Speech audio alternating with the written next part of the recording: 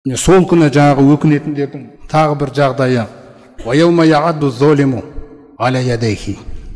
Алла тағаланың хақысына, Құранның хақысына, пайғамбарлардың хақысына әділетсіздік жасаған адам, мойындамай, өмір бақи солай өтіп кеткен адам, қиямет күні келген кезде екі қолын тістеп жейді дейді.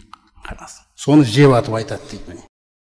Өзіне қатты жазғырып атқан көріністі көрсетіп тұр ғой Алла тағала. وَيَقُولُ يَا لَيْتَنِي اتَّخَذْتُ مَعَ الرَّسُولِ سَبِيلًا. Әттеген-ай, елшімен бірге жол ұстағанымда еді ғой. Бізге сол мүмкіндікті беріп тұр Алла тағала қазір. Елшімен бірге жол ұстауға. Екінші өкінетін нәрсені қараңыздар. Адамның түзелуі үшін бірінші елші керек екен. Түсіндіңіздер ме? Елшінің жолы. Ана адам жазғырып атса да, ақиқатты сөйлетіп отыр Алла тағала. Бірінші мәселе, пайғамбарымыз саллаллаху сіздің өнегеңіз, идеалыңыз сіздің. Түсіндіңіз ме? Идеал сізге.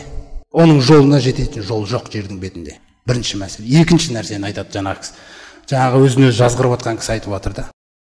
Я вайлата лайтани, ойбай-ай, әттеген-ай, лам аттахиз фуланан халила, ана пәленшені дос тұтпағанымда еді ғой дейді.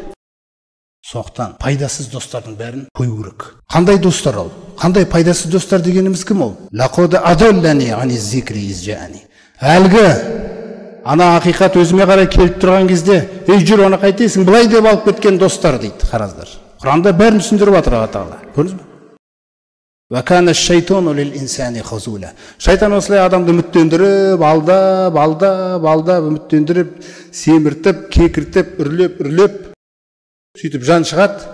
Қараңыздар. Сол кезде кешір дей салады екен шайтан оған.